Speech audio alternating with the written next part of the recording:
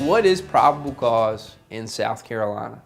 Hi, my name is Sam Tooker. I'm an attorney with David R. Price Jr. PA in Greenville, and I'm happy to answer that question for you. The law defines probable cause as a good faith belief of guilt, resting on grounds sufficient to induce an ordinary, prudent, and cautious man to believe likewise. That's a lot of words. What does that actually mean? What that really means is there's a good faith belief to believe that a crime was committed and you did it. A good faith belief is one that rests on facts and evidence. It's not speculation. It's not a mere accusation. It is an allegation that is supported by information making more likely that allegation. Where do we see probable cause? Well, probable cause is a requisite for law enforcement intervention at several levels. So first, search. We all have Fourth Amendment protections guaranteed by the Constitution of the United States as well as the South Carolina Constitution. Those Fourth Amendment protections ensure that the government doesn't trample on our liberties and go searching through our stuff anytime they want to. What do they have to search our belongings? Well, if you're talking about a residence or a business or even a motor vehicle, they need probable cause. Now that'll take two forms. With regards to a residence or a business, they need probable cause to obtain a search warrant. That is, a neutral and detached magistrate says there exists a reasonable objective belief that something's going on illegal in this house and we're going to find evidence of that fact if we execute a search warrant.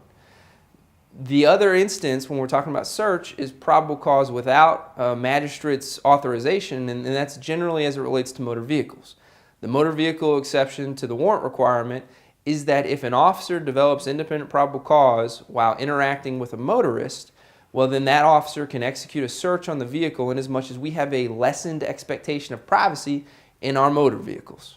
Where else do we see probable cause? We see probable cause as it relates to arrests.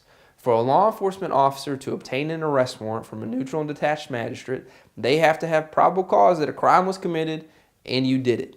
So how does that work? Well, they investigate a case, they take their evidence, and they go present that evidence to a magistrate. They often give sworn testimony as to what's going on and what happened and what they're accusing somebody of doing, and then the magistrate makes a determination as to whether or not that information is sufficient to constitute probable cause. After that magistrate makes that determination, there is a check on that magistrate's determination, and that is a preliminary hearing. The preliminary hearing, again, it's often called a probable cause hearing. It is an opportunity for someone to determine whether or not there did exist information sufficient to demonstrate probable cause in a particular case. Finally, after that, the solicitor's office or the prosecuting authority is obliged to only prosecute those cases for which there exists probable cause. So if a solicitor does not believe there exists probable cause on a case, then they are ethically bound to dismiss the case. That's how probable cause factors into the search, arrest, and prosecution of folks in South Carolina. If you have questions about probable cause, or you've got a case where you think there did not exist probable cause to search your car, or to search your house, or to arrest you, then please give me a call. I'd be happy to talk to you about your defenses, and talk to you about whether or not there did in fact exist probable cause in your case. My phone number is 864-271-2636. Thanks.